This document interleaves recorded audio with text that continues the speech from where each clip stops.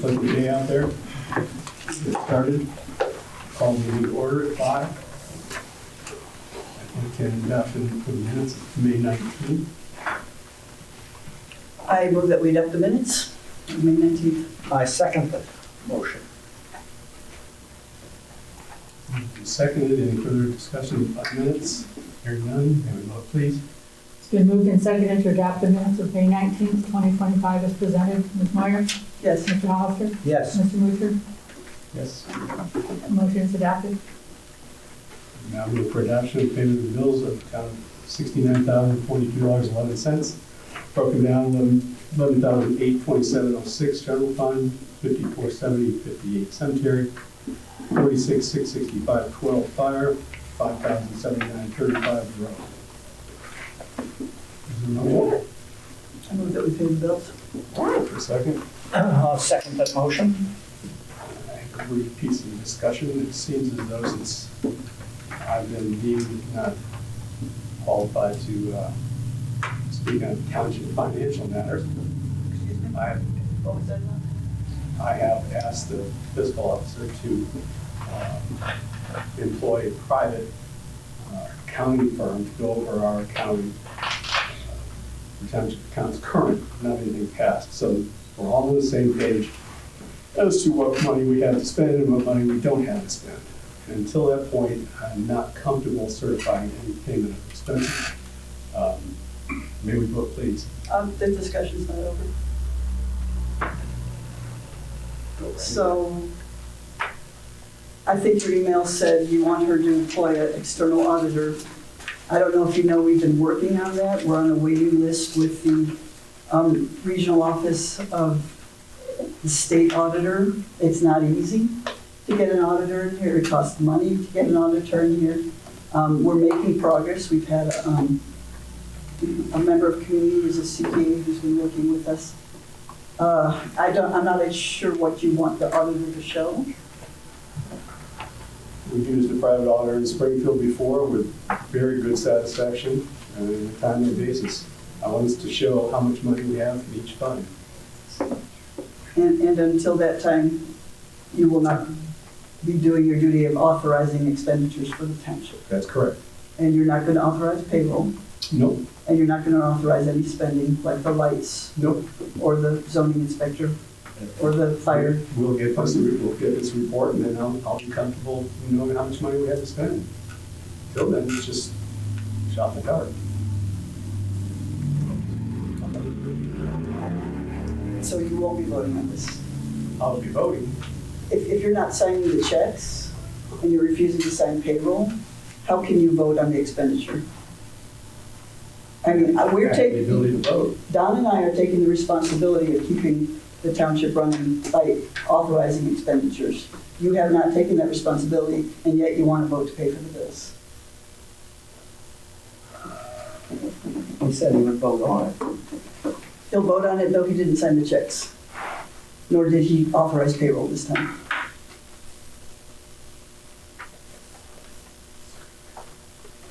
Call vote, please.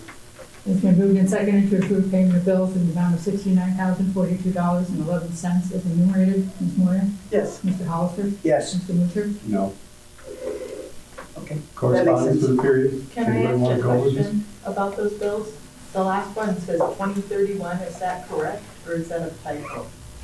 That's the fund name, that's the fund number. Oh, okay, That would be okay, roads I'm and sorry, I was bridges. doing this. Yeah. Yeah. Does anyone want to enter into discussion about correspondence presented? Sure. Yeah. I want to thank the people in the room who are, I have 4 of them, there may have been more, about the annexation. We've heard you. I'm sure that'll be on the agenda. I'm a little, let's see, let's take some of these. I'm not getting any response to my correspondence. Thank you, Don, I asked you to respond. Having to do with our levy, which we will, and I won't go at length here because it'll be on the agenda later. I'm trying to get some feedback about where we are. We have a levy to put on the ballot this fall. And if it doesn't pass, we basically are gonna not have 40% of our funding for the fire department. And I'm very worried that that process proceed. I've asked for an update from the chair by email and received no response. 2 emails, please respond, where are we with this? And I haven't.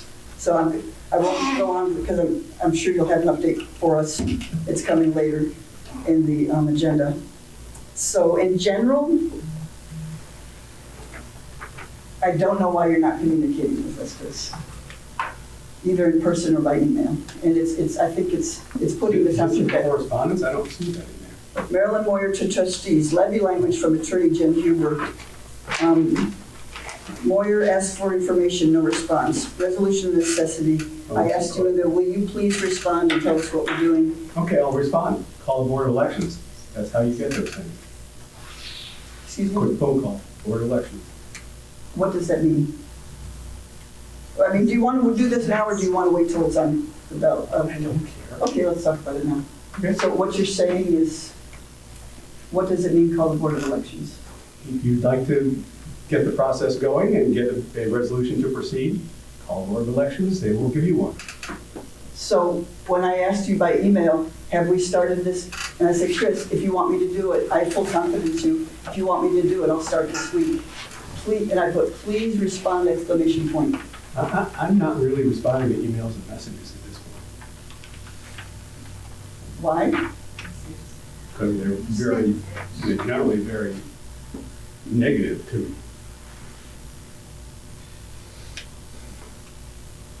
I simply asked, are we starting on this process?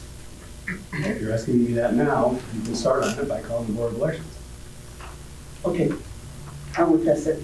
I got something for later. I got a plan. If you're saying that you're gonna really push your job as chair to lead just to the levy, This is not my job. okay, that's good. Let's see if I have anything else.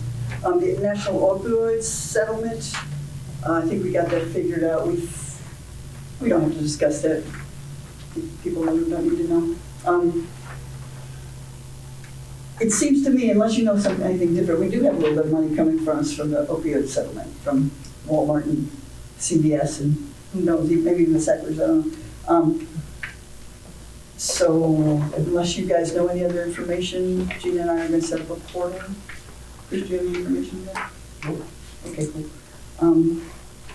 And then the CHIPS seal agreement we'll get to later, though I don't know where the bid is. Gosh, Dan went to mow. You might know where it is. And then Nate, thank you for the DH4 collaboration agreement. I don't know if you guys read that wonderful program that we approved last time. Actually, that was a collective bid, the full amount, and ours is only a small portion of it. So instead of We're $4,000. just paying a per user fee instead of a full cost, so it's only $537.60 a year unless something changes. That's cool. So it's a nice, not having heard any response from other trustees, I went ahead and signed it in your office the other day, so that we can move ahead on that. Okay, I think that's all I have for correspondence, Chris. Item number 5, public addition to agenda. Well, I see some members of the public. Is there anyone who would like to put something on the agenda that they'd like to discuss? Yes, ma'am. My name is Dr. Rosemary Shaw, and I have a statement of the proposed annexation to present. I will read it to the group. I am a resident on East Union Road, an adjacent property to the property being discussed. So I would like to read this aloud. I noticed, I think, 8 of us that live on the property area have signed this form. So let me just go ahead and start. And we can give a copy to be put to the minutes. Okay? Nice. That's good. So good evening and thank you for the opportunity to speak tonight regarding the proposed annexation of approximately 84 acres of land in Miami Township owned by Julie and Matt Jones into the village of Yellow Springs. My name is Dr. Rosemary Shaw, clinical psychologist and owner of the Mindfully Well Center, a mental health center here in Yellow Springs for over 10 years. I'm also a resident and property owner on East Union Road in Miami Township. Today, I speak in unison with my fellow residents living on the borders of the land being considered for the proposed annexation. Annexation is a significant and lasting decision with wide-ranging implications for land use, infrastructure, taxation, and the character of both Miami Township and Village of Yellow Springs. The proposed land directly borders our properties on the west side of East Eden Road, between Dayton Street and Hyde Road. These properties are in Miami Township, not within the village. And while we do not have voting rights in the village, we will be directly affected by this proposal. Many of us chose to live on East Eden Road because of its remote, open, and ecologically rich landscape. The proposed annexation would effectively create an isthmus of unincorporated land, enclosing our homes on multiple sides by the village boundaries and altering the rural nature of and the value of our land. Now, just to make it clear, East Eden Road, to the left is Village of Yellow Springs. To the right is Township. What's being proposed is to the right of that. So if this proposal goes forward, I call it an isthmus because there will be all of, I think, almost 80-some acres of land that we all own that will be surrounded by the village on either side. Okay? So let me go on. I just want to give that visual to everybody here. There is significant concern about the intended future use of the annexed land. There is significant concern.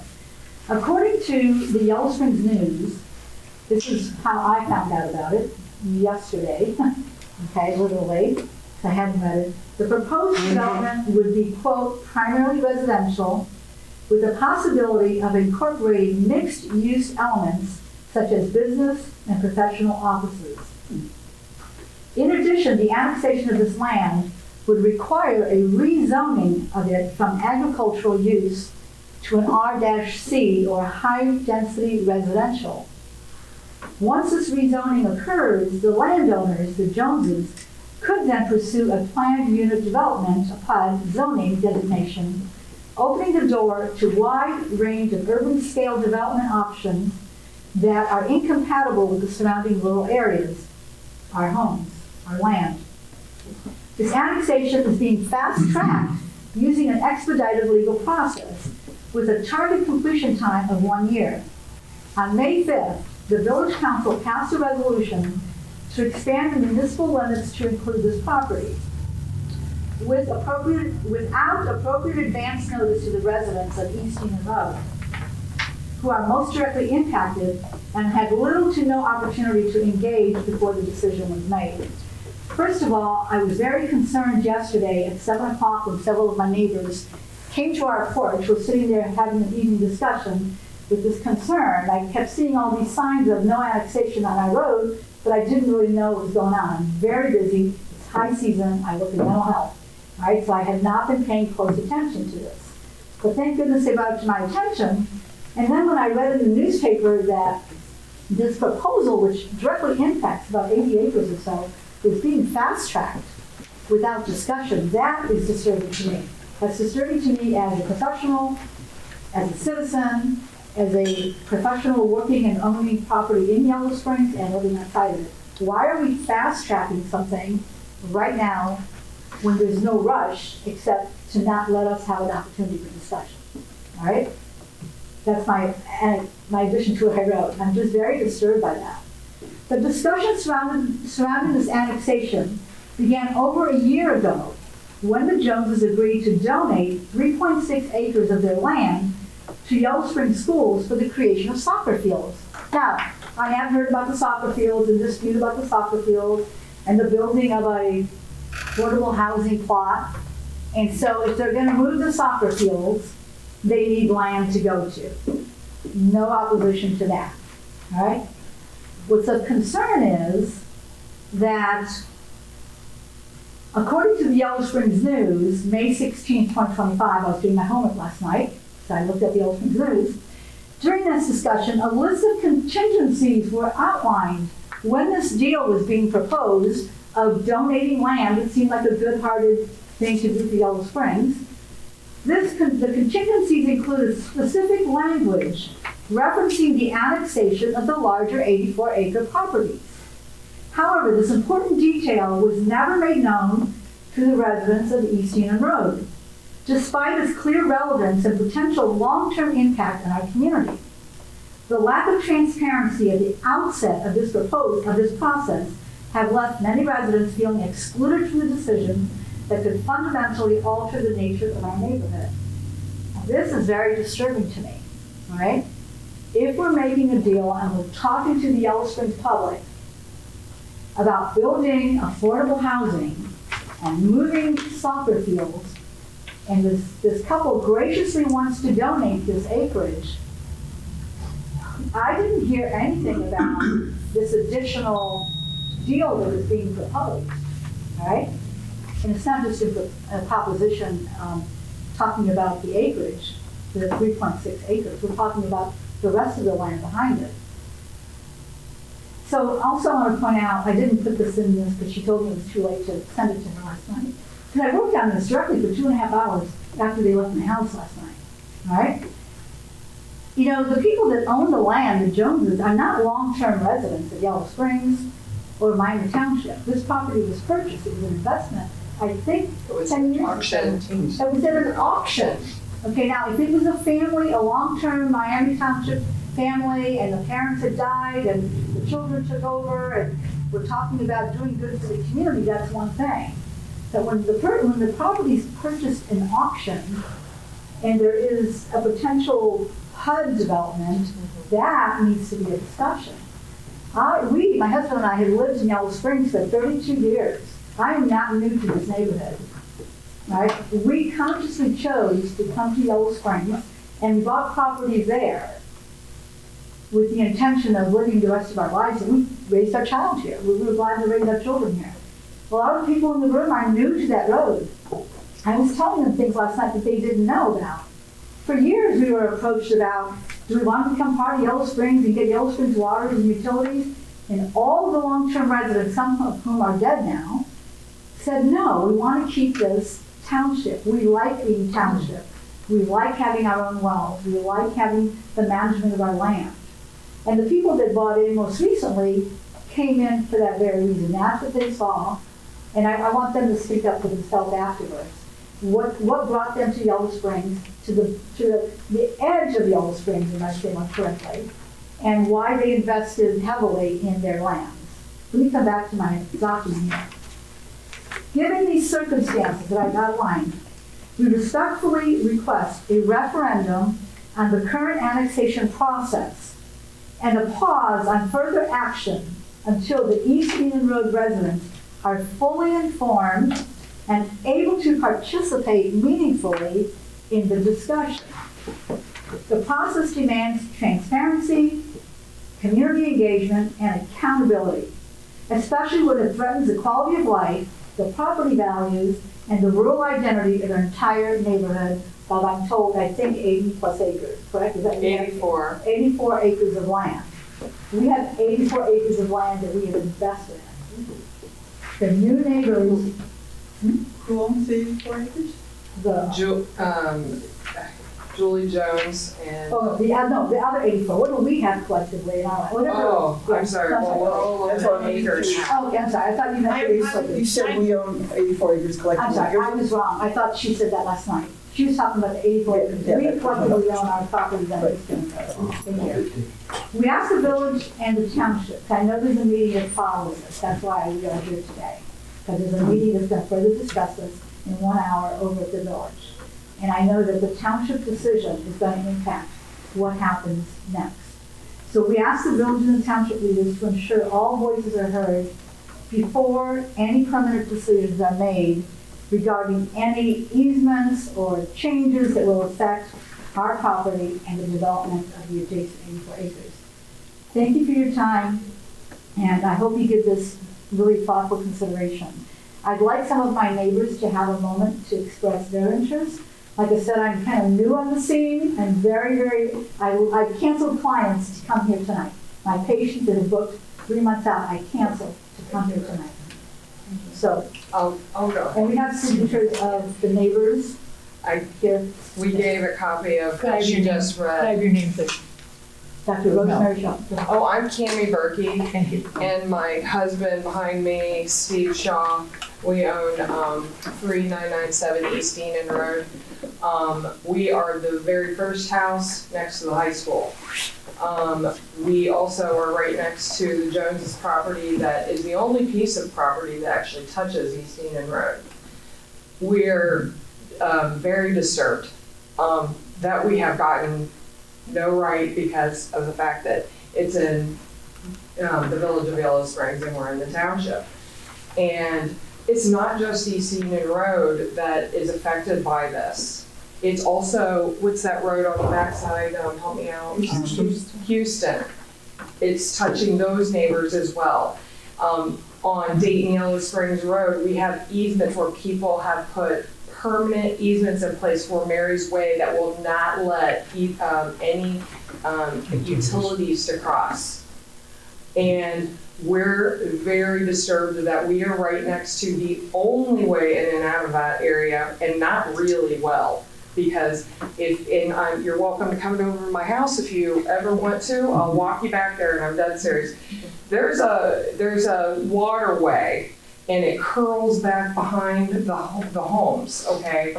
And so they would have to create bridges, knock down a lot of trees, and then we're getting dangerously close to Jacoby Creek that the governor has actually spent a lot of time in trying to save. We did not buy a corner lot. We did not, we've been here since 2019. We bought the, whose house is that? Holly's. The Holly house, sorry. Dry cleaner. We're only the second owners of this house, okay? And it was a purchase of love because that house was in a very bad shape. And we have put blood, sweat, and tears into this house. It is great. And to think that a road, a light would have to be there. People are flying down the East Enon Road, and there's a school right there. Next to the new entrance of the new school. Yeah. And so so one thing that I did, the Joneses put a letter out there saying that they've talked to all the neighbors, and while they may have talked to some, they threw my name in there that they talked to me, and they did not. And the only thing that I did get was a letter saying, hey, we're going to present this at the school board meeting, giving the 3.5 acres, 84 acres hidden in there, didn't know about it. So we're, again, we're disturbed. We are not sure where the process view are with it. It kind of sounds like not at all. We would like some guidance there, but we ask that you do not make any vote on anything until we understand what's going on. We just ask you please not to move forward with us at all, if at all possible. Can I add something, Carrie? Yes. Could I have a visual for the properties we're talking about? The Jones property makes like an upside down L. Here's the big 84 acres, and there's this little stretch of land that comes down to East Road. If you drive past the high school, and then there's a ditch, which I assume is county property, and then there's a piece of land that's not mowed, maybe about as wide as this room. And that goes back. That's the Joneses' land. Right here in the corner is Stephen Cammie's house. So if that was developed as a road, and I'm not sure if it's even wide enough, that's how she would become a quarter house. Well, that's the problem. That is the issue, is that they're trying to, in my opinion, I do want to say I'm a realtor, so kind of know a couple things. The land isn't wide enough. And in a typical development, you have to have an entrance and an exit for fire, 300 safety, foot. 300. Well, the land isn't wide enough, but if they make it a PUD by annexation, then they can just about do whatever they want, which is why we're really disturbed. our understanding, I'm just gonna say. So, my name's Peter Buswaka. As a minor procedural issue, at the last meeting, someone very kindly told us that the village council was meeting. We appreciate it, many of us went over. And someone said that it was at 7. And no one in the room corrected them and said that it was at 6. So we all got over there after it had started. And several people walked in after the public session had been over. And depending on how long this is going to take to transfer and annex land from Miami Township to the village of Yellow Springs, I think it would be courteous to allow the people that are affected to attend both meetings and not have them overlap. So until the annexation is finalized, separate the meetings. I think that would be courteous, because what's going to happen? Some of us are going to have to rush out of here pretty soon, but maybe you're going to bring the subject up again. And then some of us are going to get over to the meeting, but last time the public session had already closed. And so people left, but other people got there late and it was opened back up. We really can't be the pawns in a jurisdictional switch when you guys decide to discuss it simultaneously a mile away.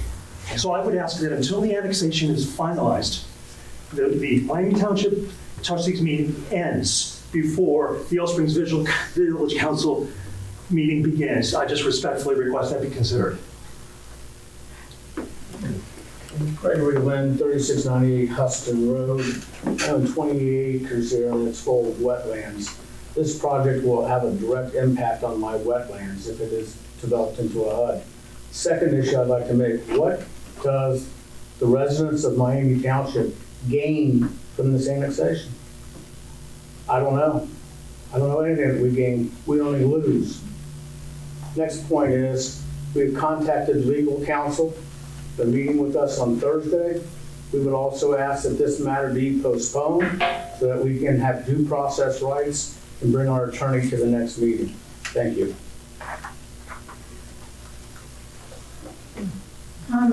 My name's Leslie Singstock. I might be one of the newest. I grew up in Beaver Creek. I played soccer for Beaver Creek. I played at Wright State. So love soccer, support soccer fields. If I had enough land, I'd do that myself. And we moved here for the same reasons as everyone else. Not to be too specific, but my home that we just bought last June cost more than the property we're discussing. The 84 acres total. Collectively, not counting Houston Road on the Greene County Auditor, if you go around, collectively our houses are about $10 million for the property. And you're talking about a auction $440,000, which is a big decision when you're affecting all these people who also pay taxes, who also contribute to the school. Many of us are still working and doing the income tax to the school district. So I moved here because I didn't want to move back to Beaver Creek because of what is happening there. So as you know, everyone else has said, I'm super surprised to see this happening here. My family still lives in Beaver Creek and it's gotten massive. I used to be able to run from my house on Kemp all the way to Wright State, and none of that was there. And I do think the village, even in the year that I've been here, it's stick something in the wall and see what, oh, let's try to get this, let's try to get this, let's try to get this, and I don't know why. And I agree, I don't know what it would do for the township at all, except put a greater burden on your fire and your police department, well, they have the police, but. So I would also like to request that this hold, and you guys don't make any decisions until we can be represented properly. Anyone else care to speak? Can I ask a question? One thing I think that I've been not 100% clear on is because I know there are several different types of expedited annexations that can happen, and I don't know which kind it is. I don't know if you are aware. It's type 1. Type 1. So in that case, what what authority does the township have to say yes or no to an annexation? I don't know, but I will say we've not even been approached yet. For everybody in the room, the village has not approached us for an agreement or has spoken with us about it yet. Do they have to approach you? Somebody pointed out, I think, In How can they not? this resolution that was posted, it does say they have 30 days from May 5th, from May 5th, which is actually Wednesday. 30 days to do what? Oh, I understand. Can I say something here? Yes. The village manager was directed to look at this and contact you people on this matter, okay? And he was to look at all the implications we've been talking about here, the availability of water and power and all this kind of stuff, and like accesses. And he's got a full table right now. I'm not making an excuse for him, but there's another annexation going on down the street, believe it or not. And so he's got to answer that, the mail on that and this. And so he's overloaded. And he may want to get a reprieve. I don't know what he's going to do on this. But in the past, I know he has been, as an individual and in the management of the village, he's been against these kind of things, okay? So there might, it's hypothesizing, there might be an internal structure, a struggle going on over there, which we have nothing to do with. You know? Yeah, it wasn't any criticism that they haven't talked to us yet. It's just they haven't gotten that far in the process yet. Like, That's right. we can't possibly do something tonight. We've not even been asked to do it. Well, they got to do their homework, in other words, and that's what's going on right now, I think. And I guess, let me ask Don, okay, you promised me in the last meeting that you would you'd take the initiative and call up Mr. Johnny Burns, and who is the village manager, and find out just where are they now. Of course, they're negotiating things now because there may not be a clear, crisp answer right now at this point. So I feel the ball over your court. Thank you. I've talked to 2 council members and said much of what you folks said and got no direct answer. It's chaos. Can I don't know. I'll repeat from last meeting, my understanding is that we have no power to block an annexation, but we can speak up. And this is based on, I'm not a professional in this, I'm not an attorney, but based on my reading of Ohio Revised Code, chapter 709. I don't know, this is Lisa Crossley. This is rough, but part of my issue, and I've lived across from the high school I've lived in town since 1970. We've lived there since, 1992. We built our house across from the high school. But when that first letter that came got, I had put it on open discussion, and I was asked by a private message from the school board president to take it down because they wanted it to remain confidential. And that's just, to me, everything just seems, I can't come up with a better word than shady. I just don't understand why there's a rush. And I even got a private message from Ms. Jones asking me to remove a post on Facebook because there was no 400 houses planned and there was no contract signed. And I told her, no, I would not, that she was free to make a comment if she liked to refute it. And she chose not to. But if you look at the wording of the letter that they sent to Village Council, they say there's no contract at this time. But there's obviously something in the works, or they wouldn't be going to this extent and trying to keep it, as far as I can see, under wraps. So they've obviously got something in the works. And as soon as it's annexed, it's what's zoned high density residential, correct? So to me, whatever amount of houses they put back there, you add double that for, at least for cars, and you're talking what, 600 cars that'll be coming in and out of that one little strip. And right by the high school, right by Next that to the new high curve. school entrance. Yeah, right by, and right, the curve there where people come So flying you have to build a around. stoplight. I mean, we already have people come run that stop sign in front of the high school regularly.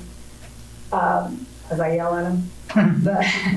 But it's just, I just feel all of this has been done very under the table, and I don't understand who's benefiting from it. I mean, yes, do we need housing? Sure, but not this way. That's just, Thank you. Can I make one quick statement about the brush? Originally, the reason for doing everything expedited and rushed as ever was the proposed housing development. But now that it's gone, they can't say that's the reason. They have to have all the ownership blocks in a row, which is what they had told us. Right. So now there's no reason for that because it's gone. Could I say something about the timing of meetings? Yes, sir. 7 years ago, we changed our time from 7 to 5 so people could go to both meetings. But they started a work session at 6 or something like that. Honestly, it's the regular session starts at 5. Anyway, Yeah, it's fine. your concern has been an issue in the past, and we tried to deal with it. So as a minor example, multiple people in this room spoke at both meetings. But the Yellow Springs News had one reporter at one meeting who just heard a bunch of people talk, and had a different reporter at another meeting who just heard a bunch of people talk.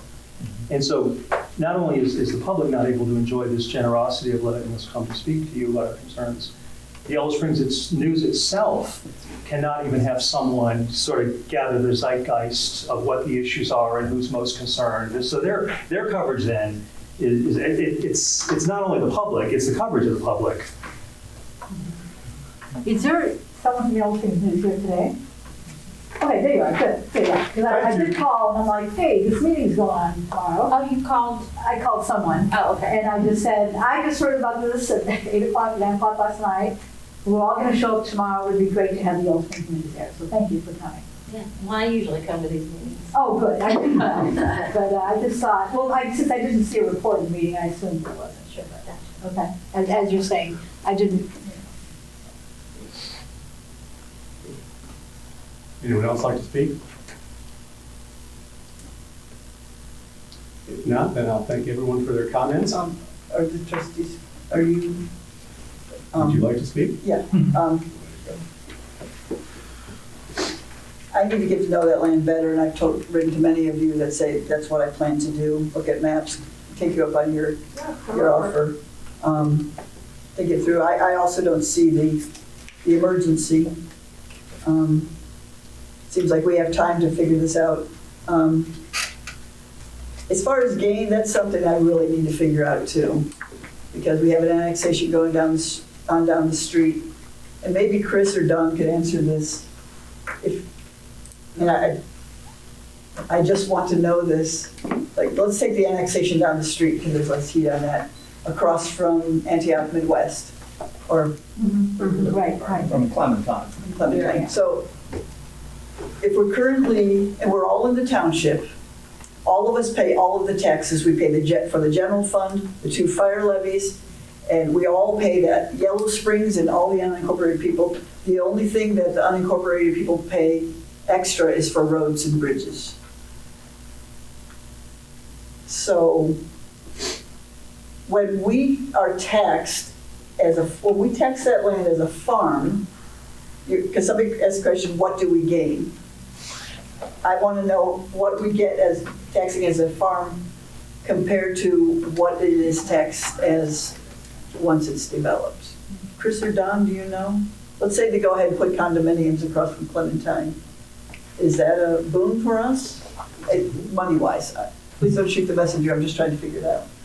Do you know the answer to that, Chris? Just off the top of my head, you'd be potentially looking at a 10-fold increase In tax revenue? in tax revenue, because farmland is taxed at CAUB, which is minuscule compared to residential. So, But we wouldn't get, Yes, we Yeah, do. you lost, you would have lost that. We get all the property tax, all our percentage of the property tax. why were you thinking we wouldn't get it? but it would no longer be in our, It's because Yellow We're Springs. not removed from the But- village. But we're all the township. yeah. We pay, Yellow Springs pays all the taxes except for the road tax. There's 4 different levies, I believe.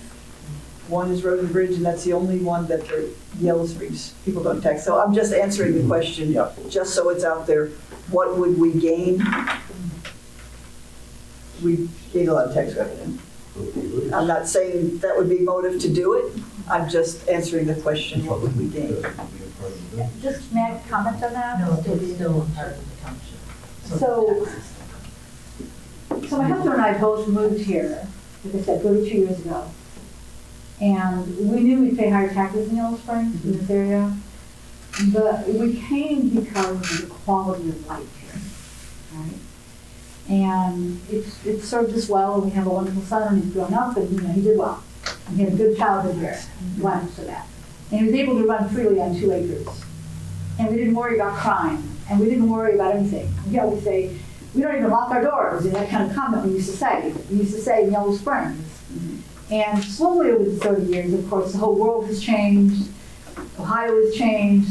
675 came in. I mean, a lot of things changed, and Dayton kept coming closer and closer to Yellow Springs.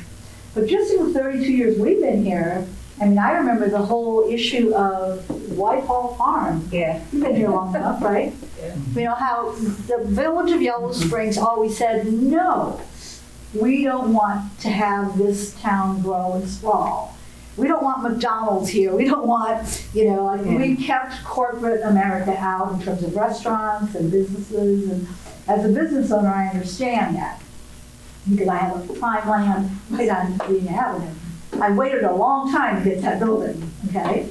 And so again, we can say, what are the benefits? Well, the benefits might be we get more taxes into the coffers of the township, but will we really benefit and our children become in terms of the quality of life? Like I hear that even the building construction that's going on for the new high school, which we're all glad to have, is affecting your water right now. It's affecting their water quality, right? And we're talking about a whole development behind us. We are all on wells. We all sit on the same water table, all right? And we have to be concerned about what happens right next door to our properties. We must be concerned about that, all right? If the only benefit you can stay, and I'm not saying you, I'm not shooting the messenger, is that there'd be a fiscal financial gain possibly because of taxes, I think the quality that's the essence of Yellow Springs will be slowly diminished. We annex over here, then we annex over there. I don't remember that in the psyche of Yellow Springs. Those of you who've been here, right? That was not the psyche, that was not the zeitgeist of this village. And that's why most of us came here. Just wanted to officially say that on the record because we cannot lose that. That's what makes us unique from other places. I travel a lot. And when I travel, people who've been to Yellow Springs will be like, oh, that wonderful little village. Oh, that ecologically minded little village, that all those things that are attributed to us, I think are at risk right now. Yeah. So hopefully you'll take those concerns to the village council at some point. And I was visited, it's a balance because I visited Palo Alto, California. I visited Palo Alto, California. My brother-in-law lives out there, and we went to a nice little restaurant. It's a beautiful little place, and he said all the people who work in these shops and restaurants come in on buses, and I thought that's not great either. It's not. I mean, what I'm saying. It's a balance. I mean, I rented here for 15 years trying to afford a place. And sometimes I felt like saying, forget all you people, you don't even want me here, I'm leaving, But that's also why we're building the apartments on any form of property. Yeah. We're going to have more affordable housing, I thought. Yeah, so it's a balance. Right. But But I totally hear you. It's the reason I came here. I fell in love with the town when I visited when I was 27 years old and found a way to get here. So I came in the same spirit you did. I just wanted to mention what Dr. Rose read. I gave you a copy with all the neighbors, that all the addresses, if they didn't sign, they are We'll sign with us. Thursday. Yeah, they'll sign it on Thursday, but I wanted to let you, that's the only copy for you right now for. But I'm gonna have to go. One more comment. I don't know if you guys got the paper, the Mill Spring paper, I'm sure you do. If you looked at the news for 1975, did you put that in there? Well, you gotta say this, Palo Alto, I was in Palo Alto, I heard on the radio that little town called Yellow Springs had turned down utilities for a construction of a site up there by the water towers.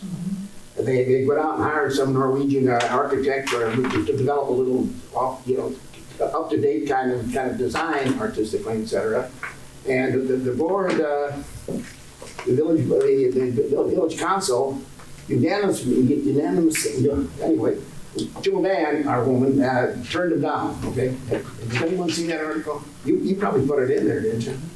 Well, correct me. I would be happy to talk about, there was a 7-year struggle over, but I don't think it would be worth taking our time in this. But it was right across What the was street from this. in this most recent newspaper was at the very tail end of the 7-year fight. And it was about land immediately across East Enon Road from where you guys live. Front door. Yeah, it's across from our house, right? We're talking about our back door. We know the property. We're talking about the back and our side door, and we have it. So the threat back then was the front door, and then this threat now is the back door, which incidentally isn't small, thanks to Yellow Springs dumping all their western water Well, it over. was protected until 4 years ago, and then they lifted the protection for some weird reason. How was it protected? The wetlands back there. But like it comes to land trusts for development, you sign a certain contract, and then that took it out of development mode. Were you aware of that? No, I And now that, but the planner had that whole area as green space, as a beltway around, a western beltway around that was part of their policy. That was part of their projection, their plan. Yeah. I don't think it was contracted. Oh, it was protected. It was Flat out protected. there's parts of that are protected, and now They lifted it. and now they moved that lane out further. Now there's this farm out on that they're trying to decide what to do with it right now. I don't know about that. Well, anyway, you people represent us. I mean, we don't get you on our side, you're our representatives. And end story. Any other comments? Yeah, with that said, based on what I read from the agreement that has already moved forward with the village, that they are gonna approach you. I, on behalf of everyone, would like to ask that you guys will not move forward with them until we can get an attorney. That's something you can agree to, before we all have to leave. And you said you're meeting with an attorney on Thursday. Yeah. I would reiterate the point that the village is supposed, according to the terms of the contract, is supposed to meet with you within 30 days of the development agreement, which I think was officially signed at the May 5th meeting, and so. That would be Wednesday. If that's Wednesday, then I don't know, you should definitely contact them and.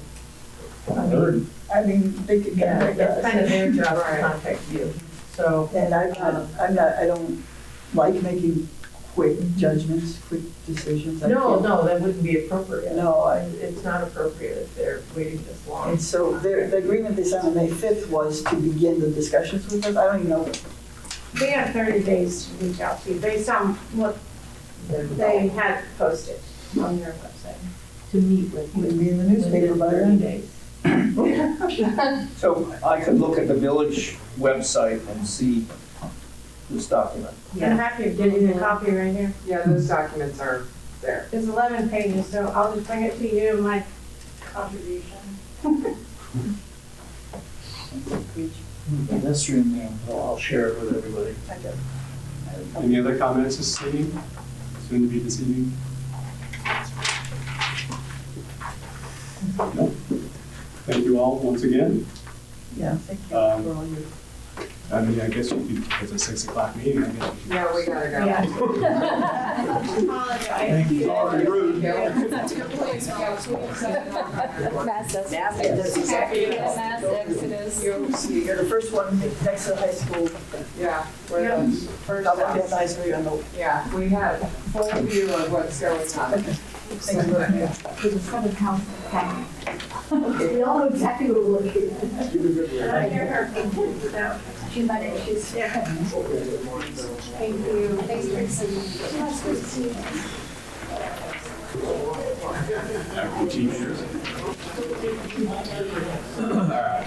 Comments. So 34 total runs, 24 EMS, 7 fire, and we brought in 3 mutual aid. As far as personnel go, we have there's a couple officer development classes coming up. I could send some of my guys to myself and our 2 lieutenants. Kind of help them build their skills. And then all of our medic students are doing well. They are on track to complete school this year. Medic 81 is coming back. If it's not out there now, it'll probably be tomorrow. They got everything fixed, including the light bar. They had to replace the entire light bar. So I don't know how much that was going to be. It was sold. They don't make the parts for it anymore. Wow. Gosh, I have to go here soon. So attached from Corson, that everyone should have, are 2 invoices. One is for $1,961.45, which is the first day they came out to start looking at the system. They took some devices down. They did determine that our system did receive a power surge, and it wasn't stopped at the panel. It was sent out throughout the system, which is why if you walk around the building, you'll see missing devices. So the wires will be sticking out, pushed out in the hallway. Are you talking about our own fire alarm system? So we're talking about the fire department. That's a projector. I've been talking to people in California. Yeah, no, that one is actually the projector. That's what's beeping. So you're talking about our own fire detection system at Yes. the fire department? Yes. Sounds so silly, but yeah. The second one is the quote to repair it at $10,718. So we have a proprietary system through Siemens, like electrical. So everything has to get fixed through them, or at least has to get programmed through them and gets kind of sent back to us. That includes labor, plus or minus. And if it was a power surge, that's not an insurance kind of thing? You know? I It is don't know. potentially. But they won't quote rule on that until they see the documentation from the repair people as to what it's going to cost and what was the cause. Yeah. It doesn't specifically say anything about the system getting hit with lightning, but that's what their Does it talk about a surge? hypothesis is. No. So it sounds like we need that hypothesis in writing. Yeah. It might be a little bit harder to prove, Yeah. especially since the panel wasn't touched.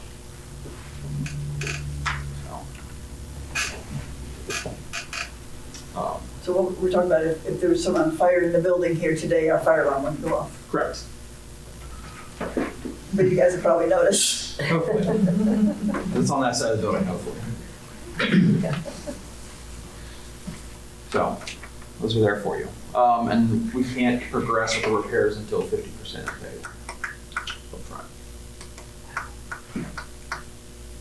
So do we, And they won't even order the parts until 50% is paid as a down payment. so if it's an possible insurance claim, that's not Otrama, that's it is Otrama? Yeah, I talked to Wendy or I messaged her and I got a response from her. Oh, you have a response? Yeah, when first happened, that's the first thing I did was reach out to them. Yeah. I had asked for an itemized list, but I haven't received a word back. Okay. What procedure would we follow to authorize proceeding?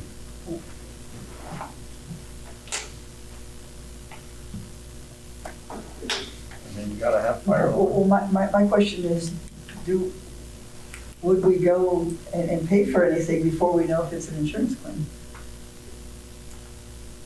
So I don't know. Chris, what did Otarma say in terms of procedure? Once the repairs are specified, the amount and the clause, they would entertain a claim for repair. But until then, she wouldn't venture a guess because she's an insurance company as to whether it's a covered event or not. You make the claim, I mean, after you make the repair. So that we wouldn't lose any leverage or claim by going ahead. Well, I think we should go ahead, but what action is required?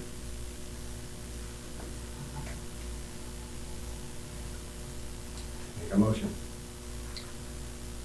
I move we authorize the fire chief or acting fire chief to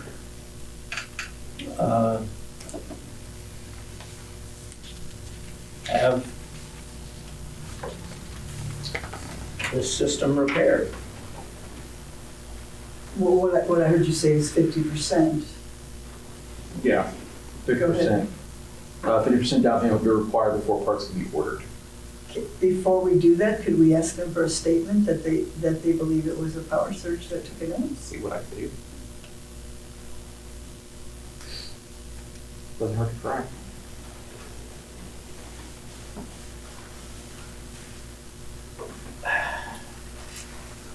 Well, what's the worst thing that could happen if we wait?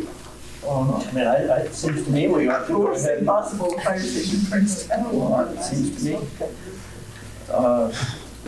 Yeah. I move that we have the alarm system fixed.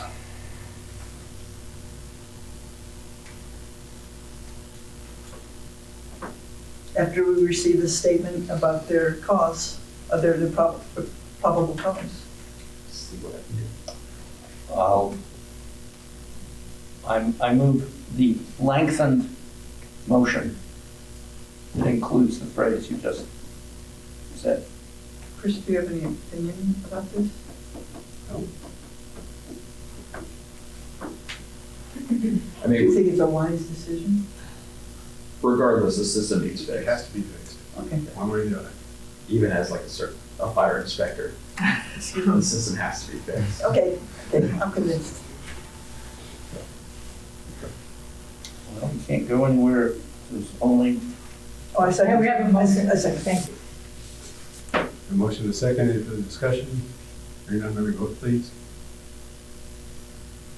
We need to clarify the wording. I'm not sure what exactly the intent is. Moved and seconded to approve fire chief to authorize the authorize repairs of the fire alarm acting system. chief to proceed with repairs after receiving a statement of probable cause of the damage. After receiving or attempting to receive? I'm not sure it's going to happen. Attempting. Okay, attempting.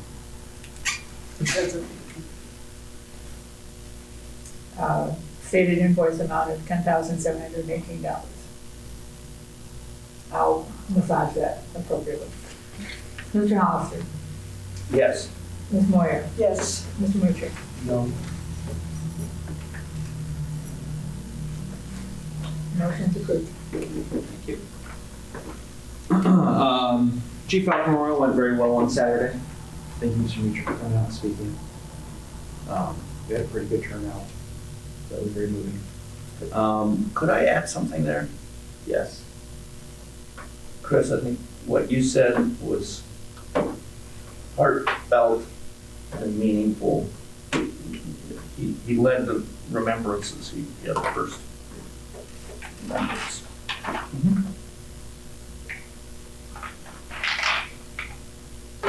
Okay, sorry. Anything else, Chief?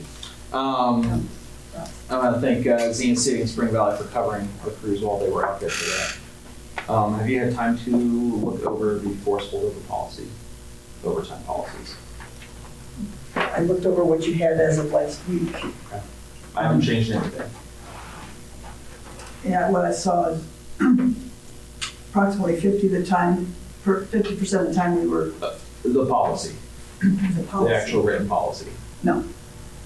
I have not either. Okay. And not that I didn't have time, and said that was running in the background, and I forgot that you were waiting on that. And so what I think that is you having the ability to force one of our full-time people to come in. Or all of them. Or all of them. And I may update that. If you haven't read it, then I just may update it again. Okay.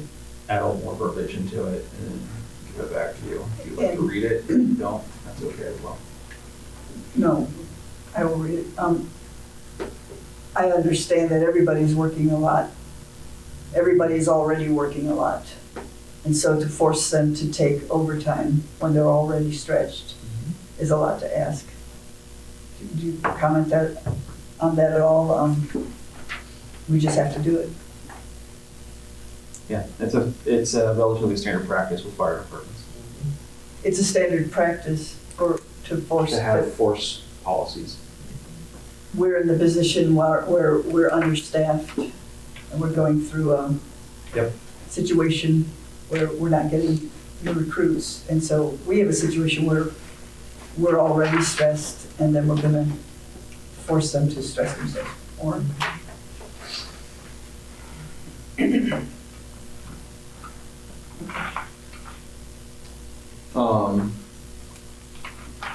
Jamestown, Silver Creek Township has offered a medic for street fair. I've also reached out to Cedarville and Union Township, and I'm waiting for answers back. That's medic meaning ambulance? Yeah, an ambulance with a crew. With a crew. And we'll pay them. We'll pay them. Yeah, I've got I didn't print it, slipped my mind, I didn't print it off, but I do have their official statement. I asked for it officially. So I can send that out at the next meeting. I can send that to you. So you had sent me an estimate earlier, because I asked you, because the chamber's been trying to get an estimate of what it costs us, and you gave me a personnel estimate. I assume that didn't include these additions, so No, we should add that. I can update that as well, and I can also update it to also include benefits, cost of benefits. So the current overtime rate times however much it is to pension, health benefits. Yeah, we should probably give them an accurate estimate of what it's costing. I can also include cost of vehicle usage, fuel usage. And now Jamestown.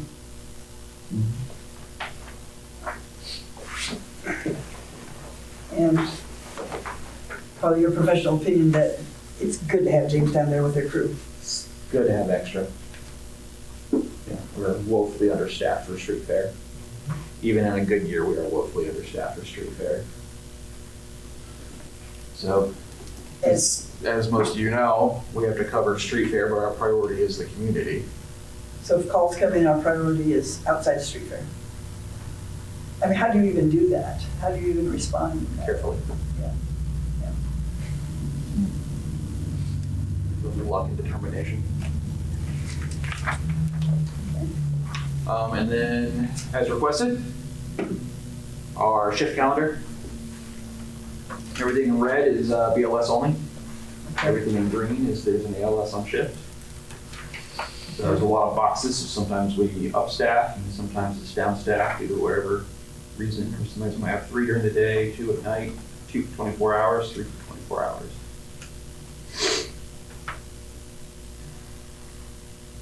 Okay. Thank you. Very well. Anything else, Chief? So my expense report is blank. I've got uniforms, like uniform stuff coming in, and then as well as the flyers for the memorial. Waiting for that invoice. I'm also waiting for the invoice from Greene County Expo Center as well. So Great. all those will come in soon. Anything else for fire? Yes, sir. Thank you. Thanks, Vinny. Cemetery Road are going to be delayed till next meeting due to staffing issues to be here.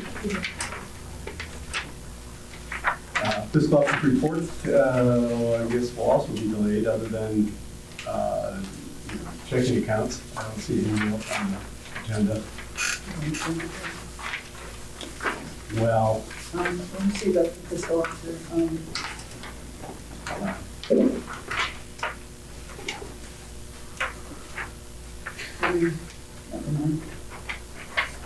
Sorry, enough. Go ahead. item number 10, zoning. All right, trustees, we had 0 permits issued. That's the first time that's happened since I've been here, but we did have 4 the previous month for April. The zoning commission met. They introduced Jane Sweet and Jennifer Adams. Jennifer is in the audience. They did attend May's meeting as alternates and contributed to conversations, which was great. Just a couple of, we have text amendments that are in process. We have a text amendment, section 502, which is accessory structures. I have that one back, and that one's ready to brief, to do a public hearing for you guys if you choose on June 16th. Say accessory structures? Yes. Has it changed? We didn't have a section of accessory structures. They were built in around the different, yeah, we didn't have this section before. Yeah. So is it okay to present that on June 16th to do a public hearing? It's your mid-month, 2 weeks from today. Can't we wait for the other piece from regional planning to get worked out and do them together? For accessory structures, that's already clear. We couldn't do them both? There's no one, what do you mean? The second amendment, text amendment that was presented to regional planning. Oh, junk and junk vehicles is still at RPCC. Right. That was tabled, as you know. Right. So that one can't be presented. I know, but And fences and walls and screening is there as well, but that can't be presented yet. We just submitted that one. I'm just saying, can we put them all together, or as opposed to advertising, one and then the next? Oh, wait on this one until, sure, you can do anything. What is, You tell me when you're ready for but what is the wait time for the announcement for a public hearing? 10 days? 10 days. So we get in the news by Friday? Well, that's a question that I have down the road. But Okay, yeah. let's come back to that answer then when I explain the other part and then, but yes, if you prefer that, to wait. I'm just thinking the cost efficiency of it. Unless we just do it on our website, does it cost us anything? Is that what you're talking about for the advertising? Yeah. Yeah, okay. Okay, so that's those, the board, the zoning commission changed their meeting dates to better accommodate this flow. We changed it once before, that was kind of a comedy of errors, I was a part of that error. But changed it to the first Thursday of every month. So the zoning commission, same time, 7 o'clock here. And that will be this week as well, the next meeting. And then I have to ask if the trustees have made a decision, or if you would make a decision on bringing on Cindy Paulus as the secretary of the zoning commission.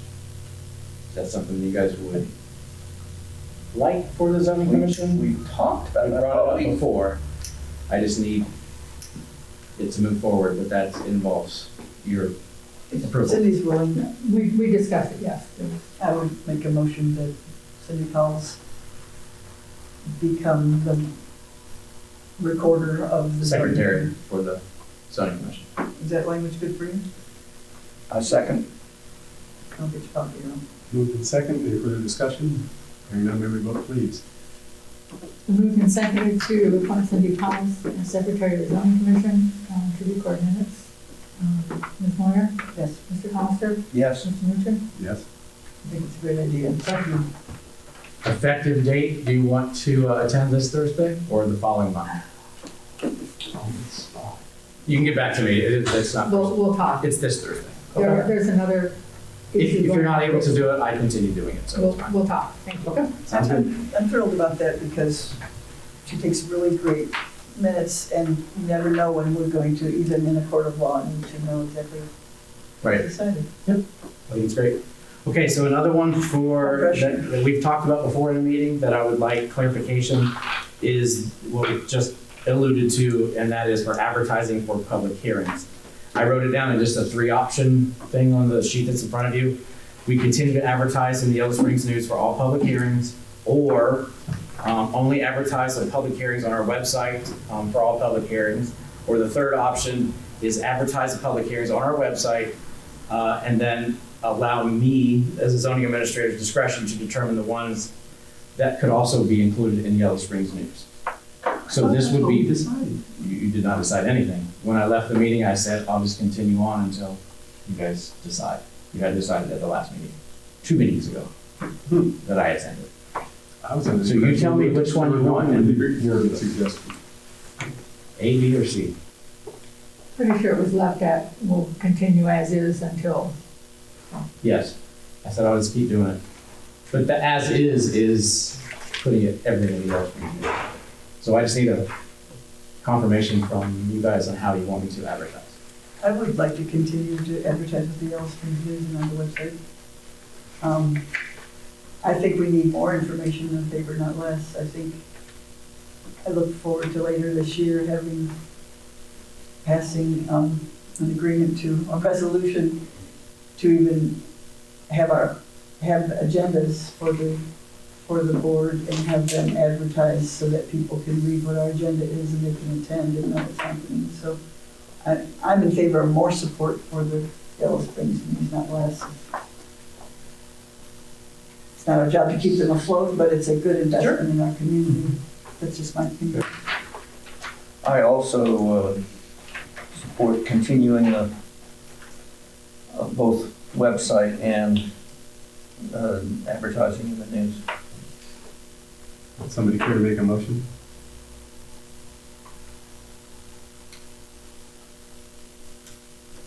Sure. It's written out. It's 3 options. I just need to know which one you guys prefer. I'll second your motion. Okay. I make a motion that we continue to advertise all of our zoning commission Public hearings in both the Yellow Springs News and on our website. Okay. Hopefully, yeah. Your motion is second, is there discussion? Hearing none, may we vote please? Been moved and seconded to continue publishing zoning commission public hearing notices in the Yellow Springs News and on the township website. Ms. Moyer? Yes. Mr. Hollister? Yes. Mr. Mutcher? No. Can I ask why, Mr. Mutcher, you are voting against advertising the meetings and letting the public know in 2 different formats? It involves spending money. It was previously a requirement to have it in the Yellow Springs News. The state of Ohio changed that policy to allow more flexibility for townships the requirement is now that it has to be on your website and any social media that you have. We don't have any social media. So the website would be the only thing. The little catch to it is also there are times when we meet for a public hearing even though a decision can't be made because we haven't got a response back from the regional plan. I know that gets a little bit into the weeds of it. No, it's okay. So there are times when it's advertised, someone could come here to speak on an event, and then we are only able to table it and move on to new business. So there is a fiscal piece of this that is kind of, is it worth that money to do that? So anyways, I hope that helps. The other thing is Oh, a comment was made last time about the Yellow Springs News, and it is based on the content size. Like, I do not pick a larger, we don't pay more, we pay more if there's more content in. They determine the size. I see. So I just wanted to clear that up, because I asked them about that. Okay.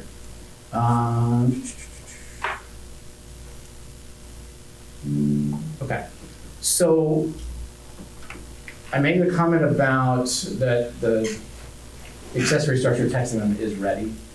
And if we hold on that, that's totally fine. But just realize a lot of these, when they become available, timing wise, I wouldn't have an answer for this meeting, but I would for that third meeting. So if any time there's a text amendment and it's better to put that public hearing in the third meeting, the third week's meeting, instead of the first, I'm available to come in for those. You guys just have to tell me what's more important. Okay. To do it at the first and wait another month or whatever. So that was just a suggestion that I could do. After that, I attended the last two regional planning trainings for the zoning. Did receive a little certificate, so that's on my refrigerator at home, of course. But they were great. There were 8 of them in total. So it was good to go through that whole series. Well, I'm glad you went through all of them. And then the new formatted resolution did go into effect on May 21st. So that reformatting that we did, it is current. It is on the website. The zoning commission all has a copy of it, and then I have binders ready for the BZA, but they haven't met yet, so it's all ready for them. So we're official in the new format. Now we just need to fix all the different sections that need updated. Did you go through Deb to get it on the website? No, through you. Okay. Maybe it's not quite on the website yet. I believe it was. I believe it was. This Friday. Okay, that's all I have. Thanks. On Friday. Okay. Any new business this evening? Any old business this evening? No. Yeah, levy update from chair, but you already gave us the levy update. The levy update is you don't wish to do it. Right. So, okay, so I would like to, I talked to Jen this afternoon. She had sent you, I don't know which one we passed. Maybe you could tell me the resolution of necessity last time. Was it the simplified version or the more complex one that Jen gave us? You sent this to her. Yeah. She said, well, it's been a lot, that's pretty sparse. She said there's been more new requirements since we last passed the levy. She has like... I used her language. Her language. And her language was rejected by the county prosecutor. Well, it was rejected because of errors in the date. What were the two things? The dates? The dates and the language of the ballot language itself. The county prosecutor rejected. Or maybe the Secretary of State said the county prosecutor needs to approve it or not, but they rejected it. Could you get that information to me since I'm going to be doing this? Could you? I don't know. I looked for that today, and I need to know exactly why it was rejected. I never was told exactly why, just that it was. I just got a phone call.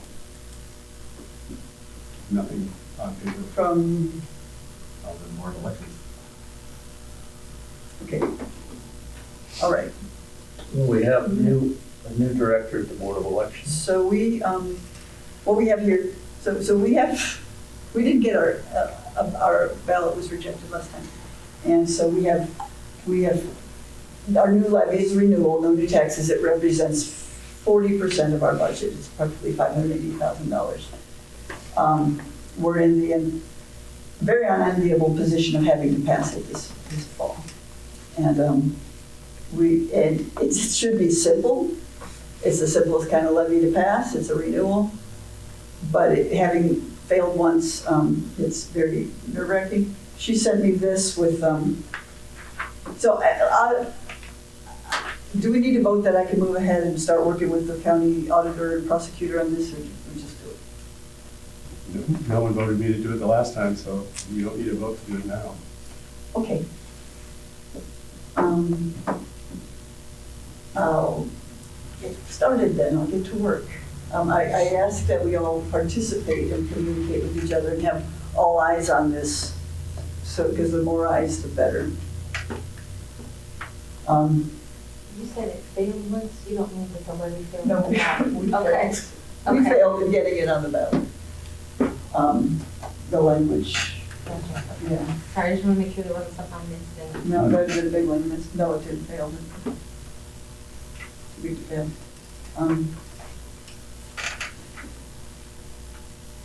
Any other new business? Hold on. Take mine off the wall.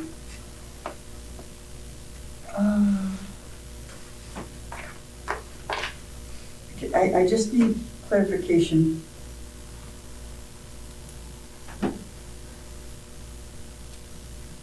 You won't be voting on anything financial until when? Until we have an independent audit. What does that look like? What is an independent audit? I have no idea what the end result is, but I mean, who do we go to? What do we do? as I say, we have used an independent auditor in the past in Springfield and very satisfied with their work, and it's timely and it's accurate. They remember- bailed out our last auditor quite sufficiently. Do you remember the company or the firm? I can look it up if I did. It's not that And it will cost money, Sure. but luckily we've reserved our reserve funds so that we have money to pay for it. Gotta say it. Question? Yes. Since it will cost money, shouldn't you have a motion to that effect? I'm not, well, it's probably not time to talk about it. I'm not clear that that's what we should be doing now. I'm not sure it's time for that step. We're working with a local CPA.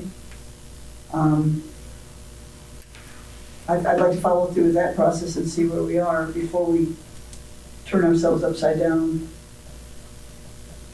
In my opinion, if somebody else wants to make a motion, that we go with an independent auditor. I don't know what they charge. I don't know if we need them. What we've discussed many times, we have a scant amount of reserves. It should be. So if my two colleagues would like to make a motion, that I will an audit. investigate cost alternatives. That is how much? I don't even know what an independent audit means. We're gigantic. I don't know. Go through all, like, that enormous process where we go through 2 years of an audit. We just had one with the state. No, just our current finances, just as we stand today. So Marilyn, you said that we're on the list for July? We've handed in reports such that we can get on the list for the auditor of the western region of the state auditors. And we will be paying them $50 an hour? If we are accepted. If what? If they make room for us, if they fit us into their schedule. If we convince them we're a high enough priority. Would that audit fit your? I'd have to see what their deliverables are. I'm not really sure what we're asking them. But if you recall at our last meeting, our fiscal officer was here, and she was unable to confirm that we had enough reserves to cover the extraordinary expenses that we may or may not be looking at here in the very near future. She warned us that businesses, fluctuate dramatically and have exorbitant amounts of expenses that are unexpected. And, we need to know whether we have reserves. So she couldn't commit to have enough money to pay for the commitments that I asked her about at the last meeting. And then to donate half of our general fund to a nonprofit. Explained how, in her experience with business, that expenses, are not level, and so we could not count on having any money. Well, if she can't tell us how much money we have in reserve, we need to have it audited before we start spending.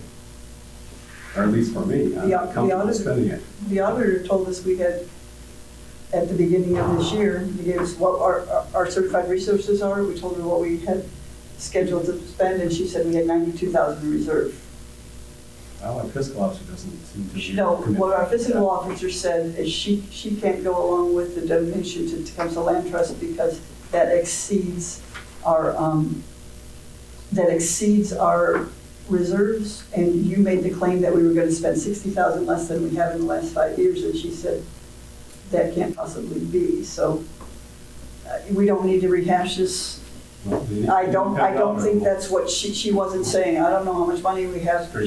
She was saying we can't cut it to the bone that quick because we can't spend all reserves because it's a fluctuating situation.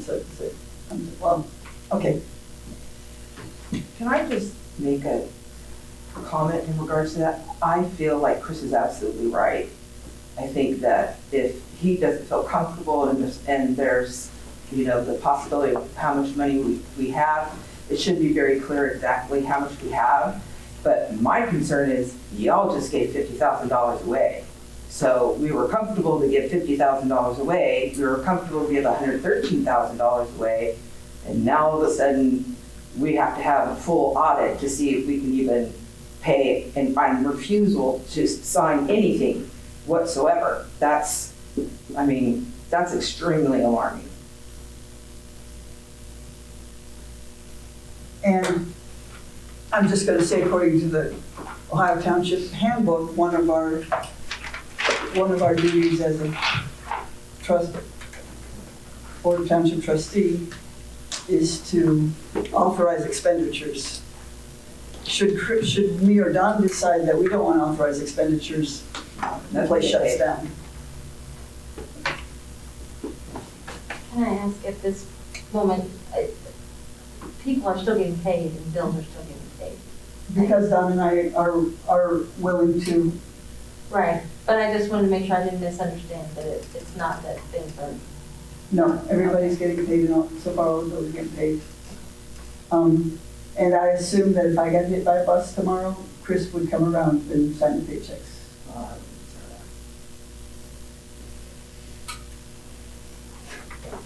I don't think he'd let that fail.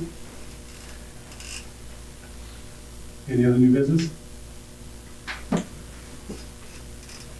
This, I would guess, Don, you're making this I just report? have to say another thing. All right. Yeah. These are the resolutions we passed last week, the rescind and replace, and the one I'm very excited about, which is to support Tecumseh Land Trust. I'm surprised, Chris, that you didn't sign it. That you're not signing, that we have to send these on to the auditor, the county auditor. They have to get them because we're making such dramatic changes to our budget. They have to put it before the budget commission. So they need copies. And we're sending it without our chair's signature.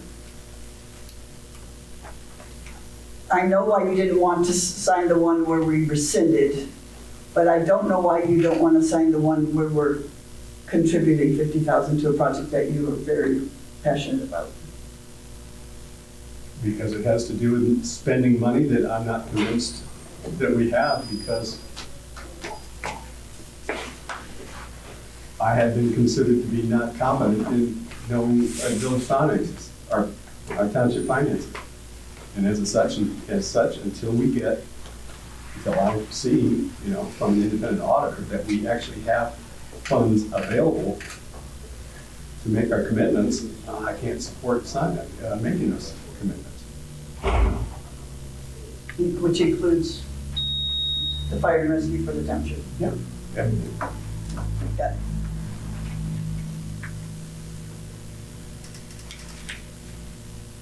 Don, are you going to make the report for all business? Yes. Please do. On May 21st, we had a community input meeting regarding solar exclusion in the area south and east of Little Miami River. 2 years ago, on June 5th, 2023, we passed a resolution asking the county commission to do this exclusion and for a 2-year period. And they did that. And they said that they would do it again if we so ask. We've discussed this a couple times over the last couple months. We had one of the things that Marilyn, you were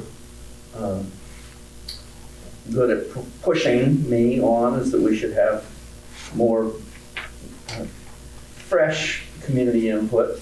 So this meeting on the... I thought that was required by the commission. No. I made a point of saying it was not.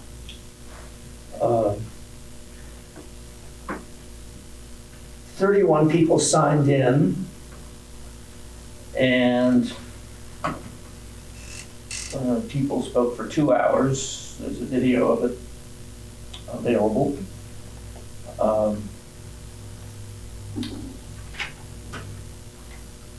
I don't see the, I'm not going to present the details, but the majority, most of the people were for continuing an exclusion. And I have a resolution based on the resolution that we passed 2 years ago, asking the county commission to make this exclusion. And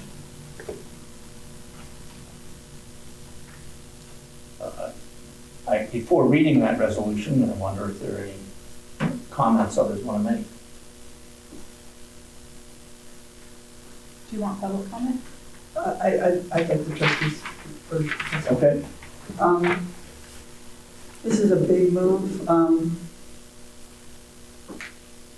When I put out the all call for the agenda last week, I was sorry to see that you didn't put it on the agenda. If you had, I was going to ask for more time. I listened very carefully, especially to Solar for Green Acres, or maybe, what is it? Citizens. I got these two groups, Citizens for Green Acres. I was gonna ask for more time if you put it on the agenda, because I've made several meetings with people. There's so many, there's not only different things technically, but there's things having to do with timing and what the Vesper is doing and the possibility of it going north. But since you didn't put it on the agenda, I didn't ask for more time. And then this morning it appeared in the email that you quote, we're going to, you put it, last minute you added to the agenda, I'm going to talk about the May 21st meeting. When I got here, there was a resolution. I received it at 10 minutes to 5. I'm particularly offended by one aspect of it that says, whereas over 31 people attended the meeting and most statements were in support of continued restriction. We received many emails, well not many, we received multiple emails about people who were against a permanent exclusion zone. I don't feel like the public meetings were very well advertised. I don't think that the sentence, 31 people attended and most were in support, is adequate evidence. And so I don't know if I want to ask for it to, that's all I have to say, that's all I have to say. I'm willing to continue and discuss this again at the next meeting.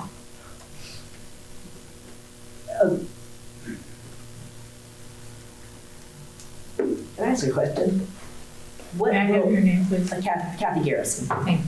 what will more time, Marilyn, do for you?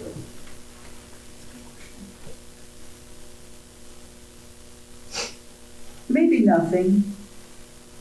What was really, there's some things having to do with, maybe it would be better up north, maybe put an exclusion zone there would be better for everybody, but I can't quite commit to that. I wanted to talk to more people. I have real bad feelings about how Senate Bill 52 allows the county commission to exclusively inhibit solar and wind. It can't, but nobody has the power to put exclusion zones against fracking or oil or nuclear or anything else.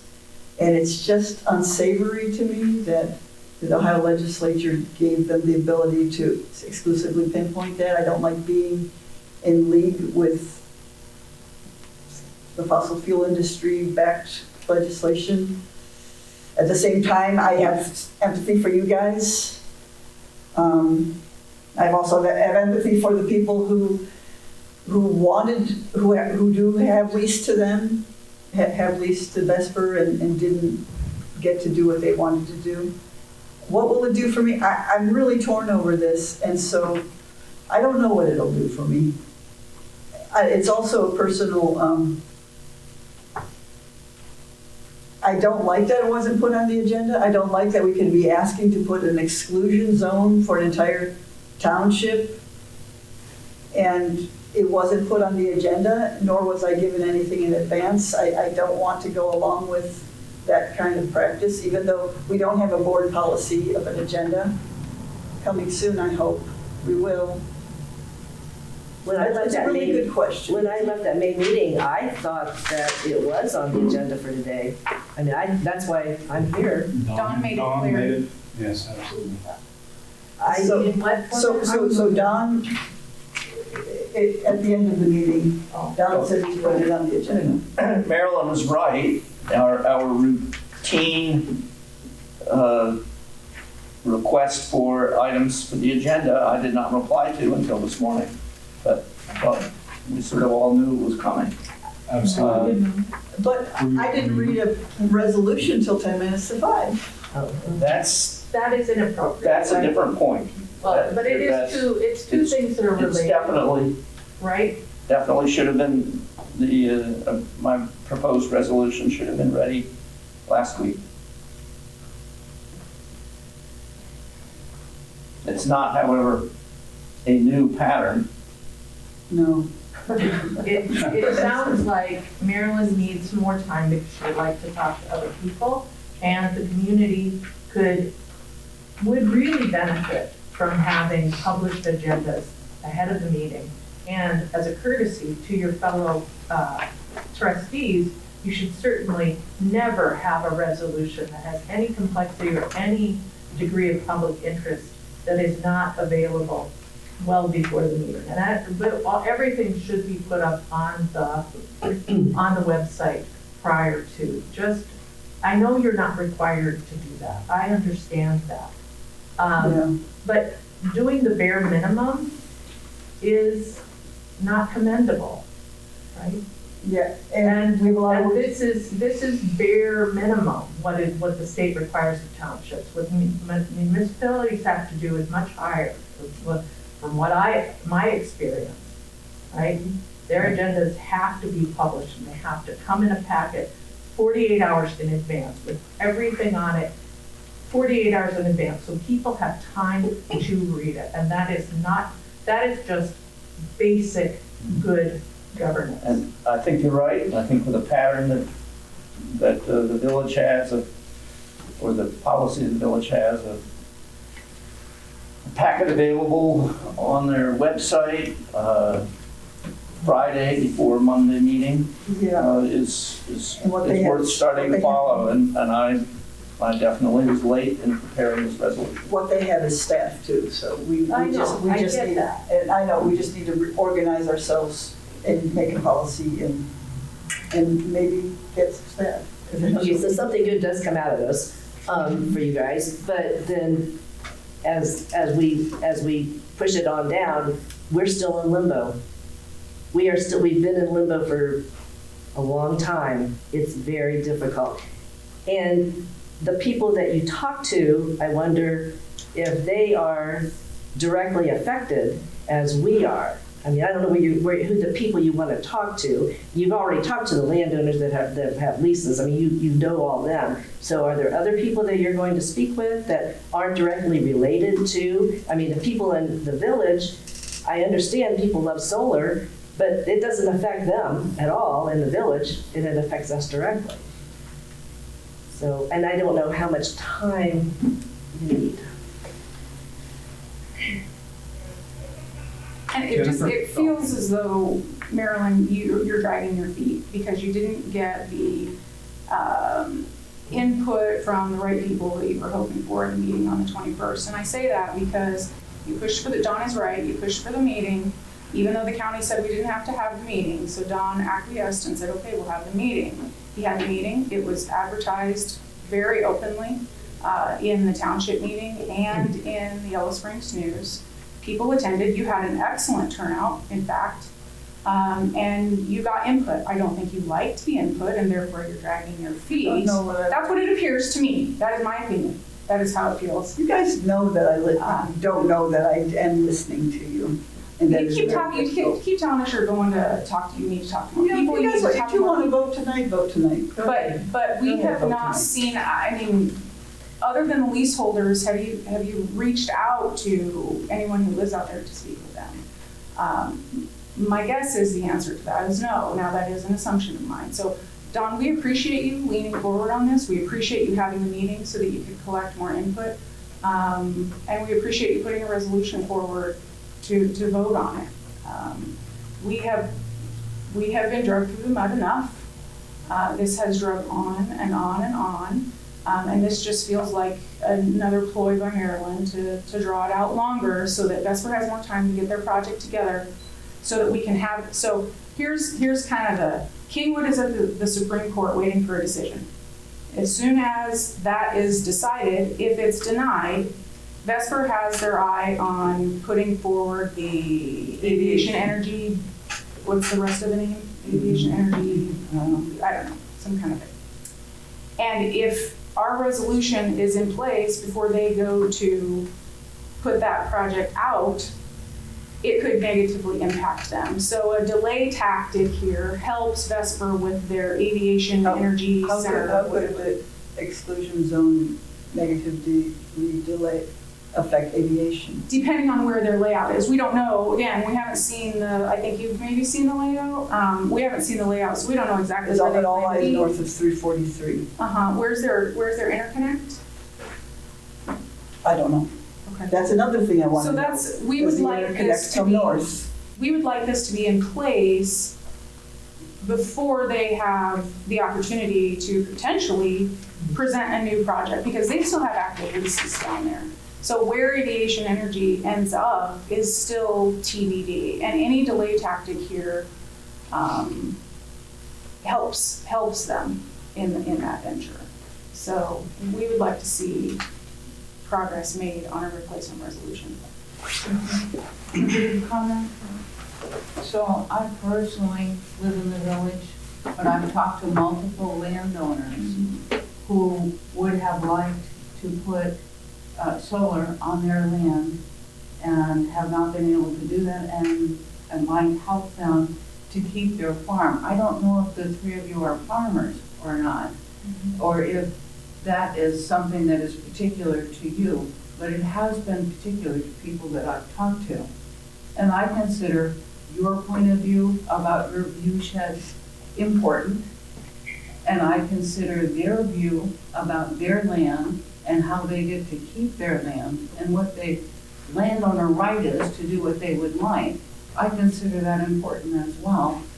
And having time to consider those things seems worthy to me.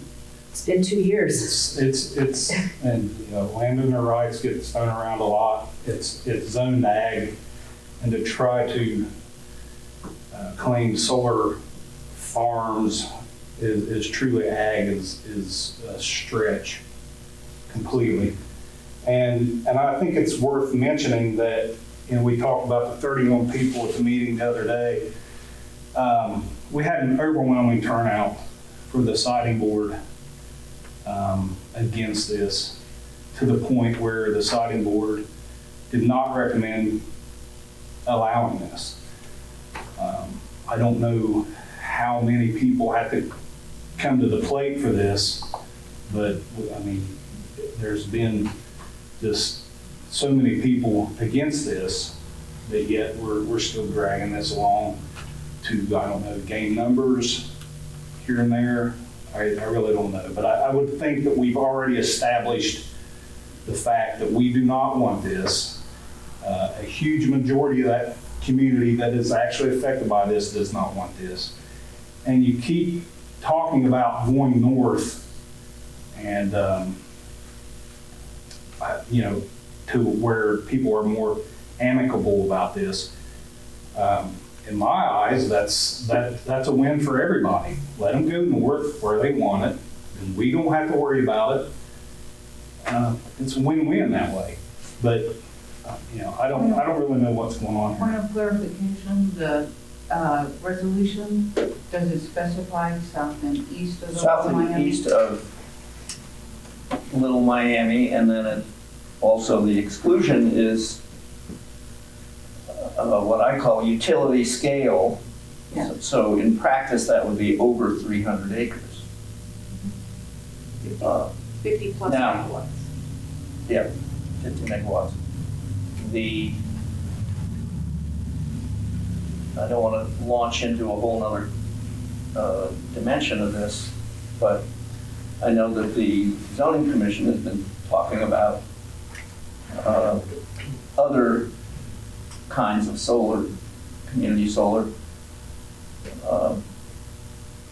but that's another topic. Right. And not impacted by this resolution, right? Right. How many years is the resolution? 2 years. It's the same as, and that's, I say that because in an earlier discussion, Chris said he would support 2 years, but not permanent. And what's the option? Isn't there a What the county commission has said, they would, within the allowed Ohio law, they would follow our request. And the compromise 2 years ago was that it'd be temporary 2 years.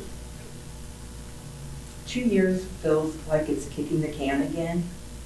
I just feel like if you're not going to do a permanent, then at least do a lengthy period of time where these people get some sort of reprieve from having to, and to give you guys whatever you need to do to make a decision. And the county commission agrees with you, but We don't have to. they want to go by what we request. We don't have to make a decision, we just let the OPSB board decide. I didn't hear what you said. We don't have to make we're not compelled to make a decision. I just wanted to let you know, in case you didn't know. Hi, May. My name is Bella Bogan, and to me, the OPSB already has a very rigorous process of approving these projects where they have community input is one of the 3 pillars that they listen to, very much so. They listen to the commissioner's opinions on this, as well as township trustee opinions on this. And SB 52 ban puts a blanket no over all renewable energies here in our county. And I don't know if that's a good way to do things in Yellow Springs. Just to clarify, it would, it puts a ban over a certain size. That is, it authorizes the county to put a Other ban. counties that have these, and these are like not like Yellow Springs at all. Like these are the most conservative counties in Ohio who have these blanket bans. And I just don't think we should be one of those people utilizing this law that doesn't affect dirty energy at all and pass suspiciously quickly and have no community input when it comes to effect. We keep talking about dirty energy and the fossil fuels agenda. This bill is backed by that. I mean, I'm not sure where that's, maybe true. Lobbyists, it's, our government systems are just sickened by lobbyists, so who knows? But, I mean, we're talking about fracking and oil and this and that. Well, they're not knocking on our doors. That's a fight for another day. I suspect that someone wants to come put in a bunch of oil wells everywhere. There's going to be problems with that as well. Right now, the fight's solar. I just thought that was worth mentioning, that this keeps getting thrown into the dirty fuel arena, and I'm not sure that's really what it's about. And as for, this does not shut the door on solar as a whole for Miami Township. It is only for those projects that are of 50 megawatts or greater. And it is only for the areas south and east of the Little Miami River, so it's not even the entire township. So it would not, in theory, there's the potential that it would not impact the layout of the aviation energy, and that they would still be able to proceed with that if they are indeed moving that whole endeavor north. It does, however, protect those who have already gone through this for years now, since about 2017, who have shown up time and time again over the years to provide their feedback, to include overwhelming numbers in the meetings that the OPSB demanded, and in overwhelming numbers at the town hall that Greene County had. And I believe that's still a recording somewhere, if anybody wants to watch that. So this does protect those who have already gone through it, have gone through the quote-unquote rigorous OPSB process that seemed more and more, in a way, like a joke, but either way, and again, to participate in that OPSB process, you have to have legal counsel, which is very expensive, and the township had to have legal counsel, which is very expensive. So when we're talking fiscal responsibility here, it is very expensive to hire lawyers to participate in the OPSB process. And a lot of the lawyers now who are good at the OPSB process and experienced in that are actually too busy to take on new cases. So the idea that we could participate in that process again with experienced legal counsel is probably not likely if we wanted to have a valid say in that OPSB process going forward. And it's only expensive if you're an intervener, right? Like a public comment is free. Yeah, but the downside to that, and it's good because I think they count it, but the real, true, meaningful input that they use is what is said during the actual court proceedings, which is where you have to be an intervener. But historically, they've always gone with the staff report, which comes out actually before the hearing. I mean, they've never broken from the staff report historically. Which comes out with the public, like after. So I think they actually, I'd have to look back at all of that, but they do weigh the public comments that are put in by locals, non-interveners. So they're not all locals. They have. But I heard that they weigh local comments more than they weigh. No, it's the opposite. That's not true. Well, so what you want to do, Don? Chris, do you want to say anything? No, I think you're on the right track. Well, I mean, in the spirit of trying to get as much unanimity with, or as much support within the board, I'll bring this up in 2 weeks. And we'll circulate, I may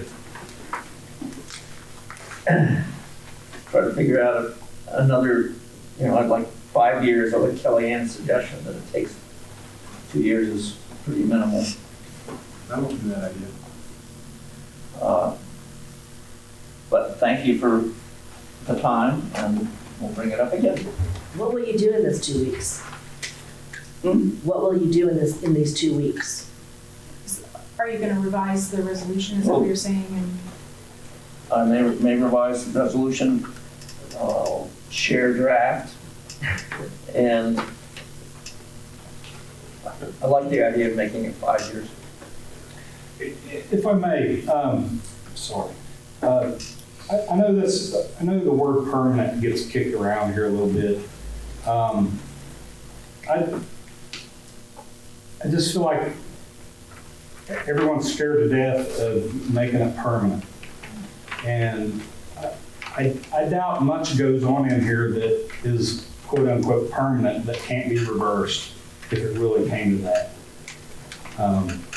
So that's just a thought I have that would give us the reprieve we're searching for. But at the same time, nothing's permanent. Well, one thing, we know that. So that's just a thought that I've been wrestling with here lately too. I felt like I should throw out there. So I'm done. Now, anything else? Perfect. Anything else? I don't know. I would suggest at the next meeting, since you guys sat so through this incredible meeting, that we put it high on the agenda so they don't have to endure another long meeting only to be waiting for this. Do you anticipate voting at the next meeting? Yes. Okay. Entertain a motion to adjourn? So moved. And a second. Meeting's adjourned.